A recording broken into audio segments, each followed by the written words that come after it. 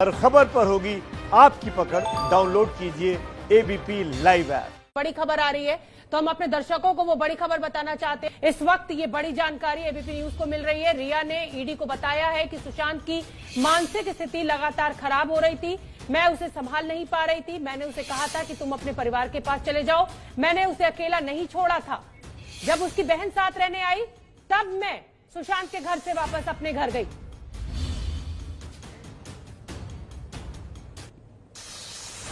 तो शोभना, ये जो खबर आ रही है, अब कम से कम रिया की तरफ से पहली बार इस तरीके का वक्तव्य आया है, क्योंकि लगातार उनके ऊपर आरोप ये लग रहे थे कि उन्होंने सुशांत को परिवार से दूर कर दिया। तो उसका उन्होंने खंडन मंडन कर दिया है यहाँ पर।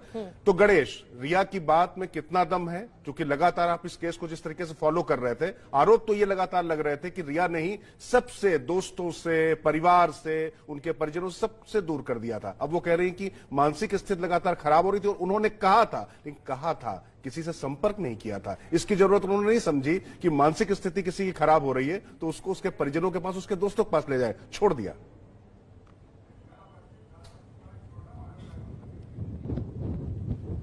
जी देखिए, अपने डिफेंस में ये बातें हो रही है और ईडी के सामने भी उन्होंने इस साइकोलॉजिकल प्रॉब्लम की बात की और सिर्फ सुशांत नहीं तो सुशांत को संभालते संभालते वो खुद डिप्रेशन में चली गई थी, खुद ट्रीटमेंट करा रही थी ब्रीफ पीरियड के लिए। ऐसा भी क्या है।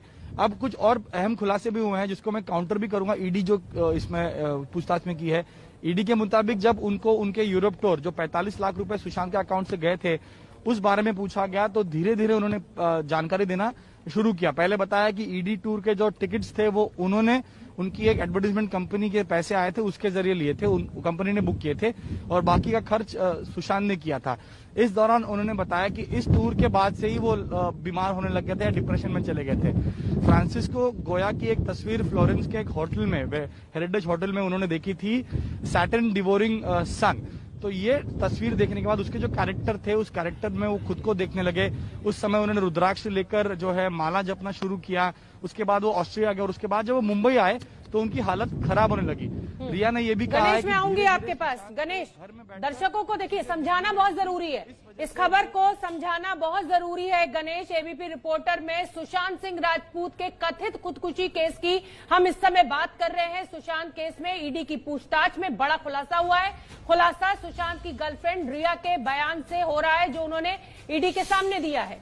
और ईडी को रिया ने जो बताया है, अगर उस पर यकीन करें तो सुशांत यूरोप टूर पर एक पेंटिंग से परेशान थे। रिया के बयान के मुताबिक पिछले साल अक्टूबर में सुशांत, रिया और रिया के भाई शोविक यूरोप के टूर पे थे।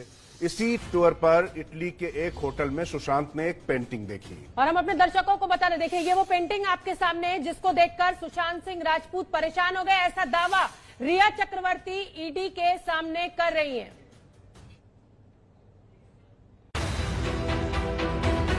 क्या सुशांत की मौत का राज इस पेंटिंग में छिपा है?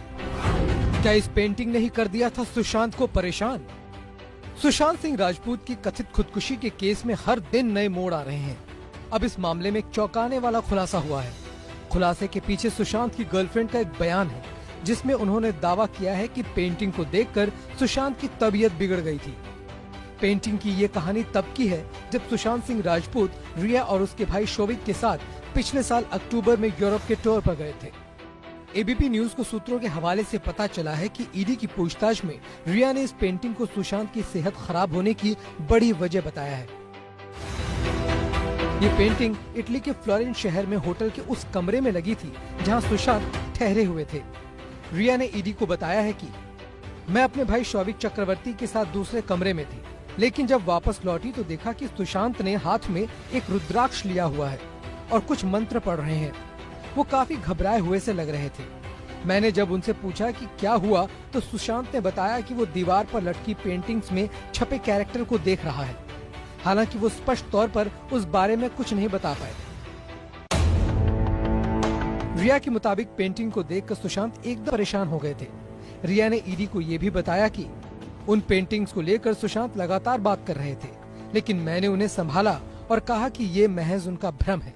इसके बाद अगले दिन मैं, सुशांत और शौविक ऑस्ट्रिया में डिटॉक्स सेंटर के लिए निकल गए, लेकिन वहाँ भी सुशांत कुछ अच्छा महसूस नहीं कर रहे थे, इसलिए हम लोग वहाँ से लौट आए।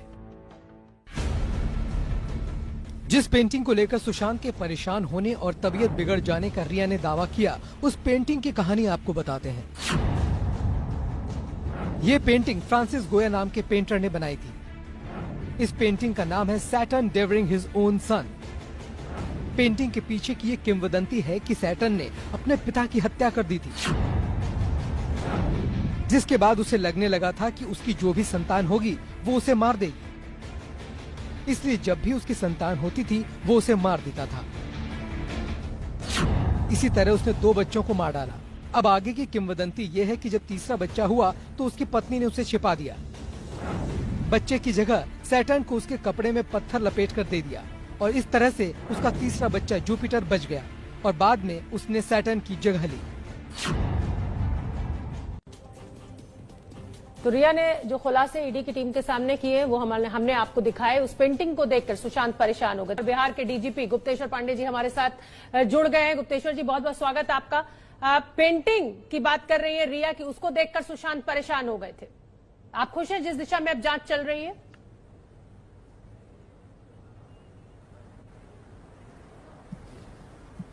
पांडे जी, आपको आवाज मिल पा रही है क्या हमारी? सर, आप तक मेरी आवाज पहुंच रही है? देखिए, पेंटिंग के बारे में वो सब हमको जानकारी नहीं है जी। अभी मिली थोड़ी थी। पेंटिंग के बारे में मुझे बात नहीं मालूम नहीं। ईडी, हाँ, थोड़ा सा बीच में ब्रेक हुआ था, फिर से आप रिपीट करिए। हाँ सर, अब आप खुश हैं जिस दिशा में जांच आगे बढ़ रही है?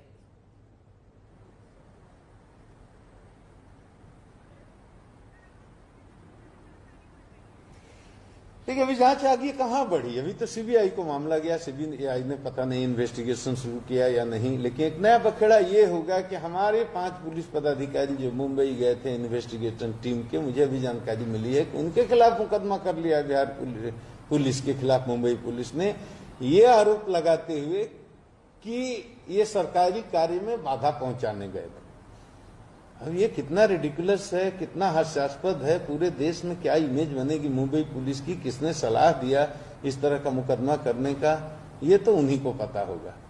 तो अभी इन्वेस्टिगेशन सीबीआई कहां तक पहुंची है, क्या कर रही है, मुझे इसकी कोई जानकारी नहीं है जी। पांडे जी, सीबीआई बिल्कुल आपकी सही बात है जो आप बात कर रहे हैं कि किस तरीके की इमेज जाएगी अगर इस तरीके की चर्चा होती है। चर्चा लगातार जारी रहेगी। आपसे तफसील से हम बात करेंगे। तो चलिए एबीपी रिपोर्टर में आगे बढ़ते हैं। मैं और राजकिशोर लगातार आपके साथ बने हुए हैं और बड़ी खबर इस समय की हम आपको बता दें। बिहार के डीजीपी ने कहा है कि जिस तरीके से बिहार पुलिस के खिलाफ मुकदमा दर्ज किया गया है वो एक गंभीर सवाल पूरी व्यवस्था पे जरूर खड़ा करता है। मुंबई गई बिहार पुलिस पर केस दर्ज हुआ और हमारे साथ लाइव जुड़े हुए हैं बिहार के डीजीपी गुप्तेश्वर पांडे। राजकिशोर, बिल्कुल पांडे जी, सीधे इसी खबर के साथ आपकी तरफ रुख करना चाहता हूं क्योंकि पिछली बार भी आपसे बहुत तफसील से चर्चा हुई थी इस मुद्दे पर, लेकिन मुंबई पुलिस ने क्या सारी मर्यादाएं तोड़ दी हैं? एक पुलिस दूसरी पुलिस को काम न करने दे, ऐसा देखा नहीं जाता आमतौर पर। इस मुद्दे पर क्या कहेंगे आप?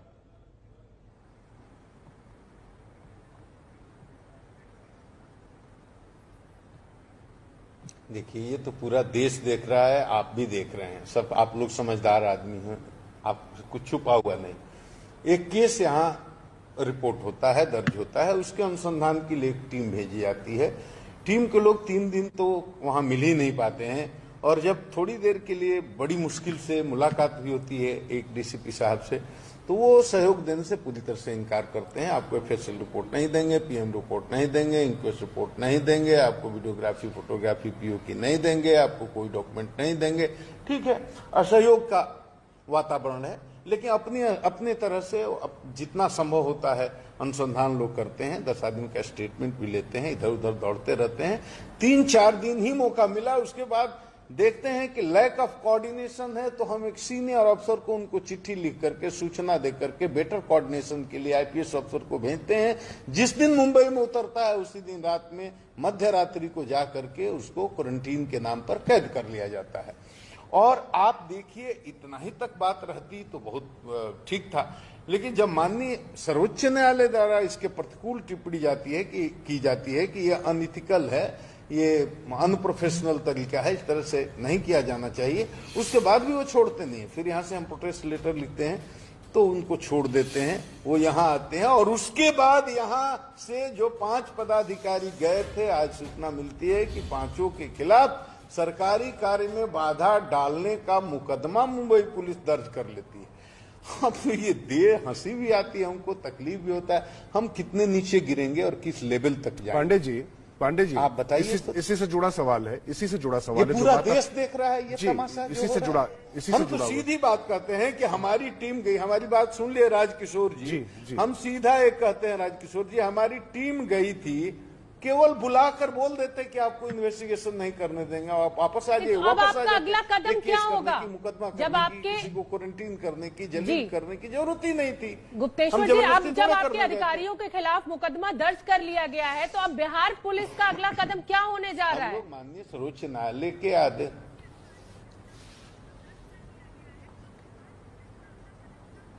शोभना वैसा पागलपन हम थोड़ा ही करेंगे।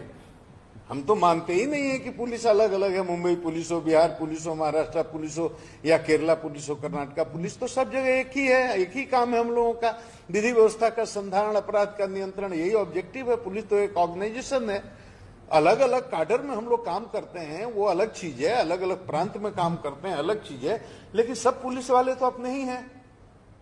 लेकिन इस तरह से जो कर रहे हैं लोग, हम लोग माननीय सर्वोच्च न्यायालय के फैसले का इंतजार कर रहे हैं, उनका फैसला आ जाने दीजिए, उसके बाद हम तय करेंगे क्या करना है। लेकिन इतना जरूर आपको आश्वस्त करते हैं कि हम वैसे तो नहीं कर सकते जी, जैसे पांडे जी। मुंबई पुलिस वाले कर रहे हैं। पांडे जी, इसी अपनी से गरिमा का ख्याल रखेंगे, पांडे जी। उनकी गरिमा का भी ख्याल रखेंगे, कोई मर्यादा नहीं तोड़ेंगे, ऐसा काम नहीं करेंगे जिस पर दुनिया हंसे।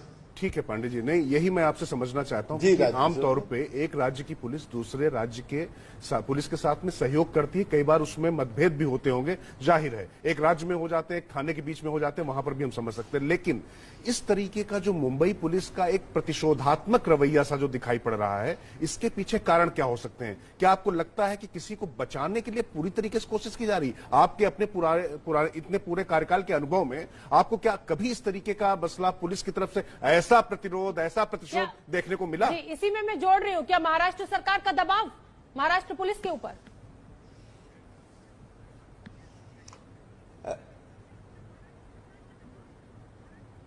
राजकिशोर, शोभना, जो बात आप जानते हैं, जो आप कहना चाहते हैं, उस पर हमसे ठप्पा मत लगाइए। मैं सरकारी पदाधिकारी हूं, मेरी मर्यादा है, मर्यादा के बाहर आकर के मैं नहीं बोल सकता।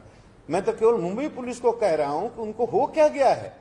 हमारी टीम गई, वो सीधे बुलाते, एक दिन में मामला हल हो जाता। हमारी पहली टीम 4 लोगों की गई, उनको बुलाते सीपी अपने पास और बोलते तुम्हारा जुरिस्डिक्शन नहीं है, हम तुमको इन्वेस्टिगेशन नहीं करने देंगे, वापस चले आओ।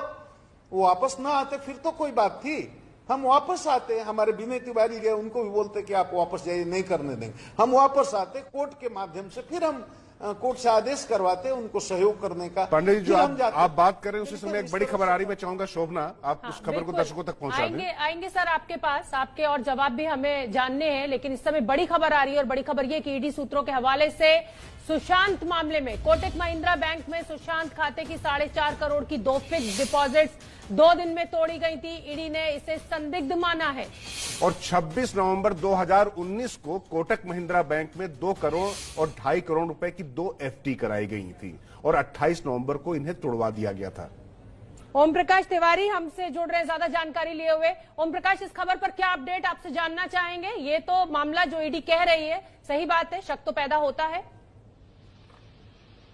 बिल्कुल शोभना, मैं आपको बता दूं, जो सुशांत सिंह के जो बैंक खाते हैं, जब उनकी जांच की ईडी ने, तो उसमें पता चला कि 26 नवंबर को 2 करोड़ और 2.5 करोड़ के 2 एफडी कराई गई थी और अचानक 2 दिन बाद ही इन दोनों एफडीओं को तुड़वा दिया गया। आपको पता है करोड़ों रुपए की एफडी तुड़वाने के पीछे जो जिस शख्स ने कराई होती है, इसका खाता होता है, उसकी कंसेंट जरूरी होती है, उससे पूछा जाता है, लिखित में लिया जाता है। तो ईडी ऐसे में जानना चाहता है कि अचानक से ये दोनों एफडी क्यों तुड़वा दी गई और इन दोनों एफडीओ को तुड़वाकर 28 नवंबर को 1-1 करोड़ का करवा दिया गया। ईडी ने इस बाबत कल रिया, श्रुति और जो सुशांत की बहन थी उनसे सवाल किए। तीनों ने अलग अलग जवाब दिए। श्रुति का कहना था ईडी सूत्रों के मुताबिक कि वो बैंकों का काम नहीं देखती थी, जबकि रिया ने कहा कि उनके खाते में ये पैसे नहीं आए हैं, वो अपनी आईटीआर, अपने बैंक स्टेटमेंट उनको सबमिट कर चुकी हैं, वो अच्छी तरह से देख लें कि ये पैसा उनके खाते में नहीं आया है। और ये सुशांत ही बता सकते हैं कि उन्होंने एफडी क्यों तोड़वाई। जबकि सुशांत की बहन का इस मामले में कहना था कि ये बात साबित करती है कि पैसा इन लोगों ने लिया है, 4.5 करोड़ की एफडी आखिर टूट कैसी गई। जो शख्स एफडी कराता है वो मात्र 2 दिनों में एफडी नहीं तोड़वाता है। लिहाजा इस एफडी को लेकर अब ईडी जांच कर रही है। ओम प्रकाश जी, सवाल ये है कि पैसा एफडी तो तोड़वाई गई, ये तथ्य है। अब ये तीनों लोगों को नहीं पता पैसा कहां चला गया, तो पैसा जमीन खा गई या आसमान खा गया, इस पैसे का कुछ अता पता, कुछ सूत्र ईडी को मिल पाए? देखिए राजकिशोर जी, जो ईडी है वो इस मामले में चूंकि रिया रिया ने अपने सारे दस्तावेज आईटीआर चूंकि बैंक से रिलेटेड वो ईडी को सौंप दिए हैं। लिहाजा अब हर ट्रांजेक्शन जो भी ट्रांजेक्शन होते हैं उनके बारे में वो कहती हैं कि मेरे कागज देख लीजिए, मेरा बैंक अकाउंट देख लीजिए, मेरी आईटीआर देख लीजिए, 66 लाख रुपए से ज्यादा नहीं है, आप 4.5 करोड़ की बात कर रहे हैं। तो अब ईडी इस मामले को लेकर जांच कर रहा है। इस मामले में जल्दी बैंक अधिकारियों से पूछताछ की जाएगी कि किसकी कंसेंट से पैसा तोड़ा गया था। बिल्कुल ठीक है ओम प्रकाश, आप बने रहिए और बिहार के डीजीपी गुप्तेश्वर पांडे जी भी लगातार हमारे साथ बने हुए हैं। क्षमा चाहते हैं सर, एक ब्रेकिंग न्यूज आ गई थी।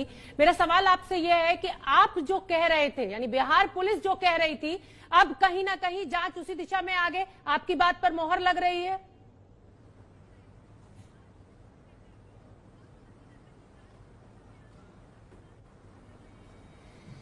शोभना, देखिए बिहार के लोगों की और पूरे देश की आवाम की आज एक ही चिंता है। जिस तरह से मुंबई पुलिस, देखिए मैंने मुंबई पुलिस के खिलाफ कुछ नहीं बोला उस दिन तक जिस दिन तक हमारे अधिकारी को, आईपीएस अधिकारी को रात में मध्य रात्रि में कैदी की तरह क्वारंटीन नहीं किया गया। उसके पहले तक मैं उनका बाबा उनको शाबाशी देता रहता था, उनका जिंदाबाद करता रहता था। लेकिन हमारे कहने का मतलब ये पूरे देश की आवाम अब सोचने लगी है, जानने लगी है कि इस केस के पीछे जरूर कोई गहरी साजिश है, गहरा राज है और पूरे देश की आवाम जानना चाहती है कि सच्चाई क्या है।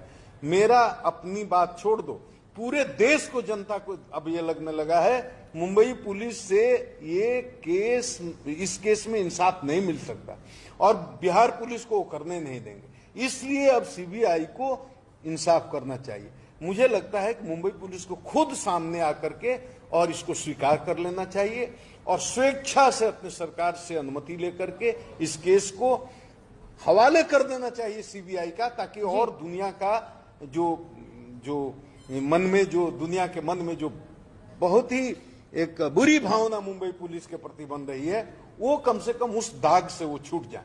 मुंबई पुलिस पर बहुत दाग लग चुका, बहुत बदनामी हो चुकी, बहुत शक उन पर गहरा हो गया है। बिल्कुल ठीक अगर है। वो सत्य के साथ हैं तो उनको खुद इससे किनारा कर लेना चाहिए और सीबीआई को इसका अनुसंधान करने देना चाहिए। बिल्कुल गुप्तेश्वर जी, आप हमारे साथ बने रहिए। शान केस में ईडी की जांच में यह भी पता चला है, बड़ी खबर इस समय क्या मैं आपको बता रही हूँ, रिया के मोबाइल से कुछ व्हाट्सएप चैट्स डिलीट किए गए। इस बात की जांच की जा रही है कि व्हाट्सएप चैट्स में आखिर क्या था।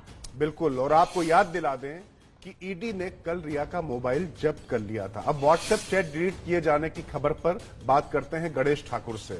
तो गणेश, सीधे बिना लाग लपेट के आपसे पहला सवाल, ये डिलीट किया गया है, इसकी पुष्टि हो चुकी है, इस बारे में कुछ पता चल पाया क्या कि क्या डिलीट किया गया? फिलहाल नहीं, अभी इस बारे में छानबीन चल रही है कि आखिर ये कौन है। अगर पता भी होगा तो ईडी उसका खुलासा फिलहाल नहीं करना चाहते। हमने यही सवाल ईडी के अधिकारियों से पूछा कि अमूमन कोई भी व्यक्ति अपने व्हाट्सएप चैट डिलीट करता है अगर वो अनवांटेड रहते हैं तो उनका कहना है कि नहीं, ऐसा नहीं है। जो चैट डिलीट हुए हैं, जो अनवांटेड है, जो उनके केस से संबंध नहीं रखता है, उस बारे में वो बात नहीं कर रहे। कुछ ऐसे चैट्स हैं, कुछ ऐसे लोगों से उन्होंने चैट किए हैं जिनका इस केस से सरोकार है और इसमें उनसे पूछताछ भी की जा सकती है। इसीलिए ये चैट्स बहुत महत्वपूर्ण होते हैं, ऐसा ईडी का कहना है। और इसी वजह से अब इसको रिट्रीव करने के लिए या इस बारे में और जानकारी हासिल करने के लिए रिया से पूछताछ हो सकती है या उन लोगों से पूछताछ हो सकती है जिनके चैट्स थे। इम्पोर्टेंट चैट्स हैं और इसमें कुछ इम्पोर्टेंट खुलासे हो सकते हैं, ऐसा दावा किया जा रहा है, लेकिन उस पर ज्यादा कुछ खुलासा ईडी की तरफ से नहीं हो रहा है।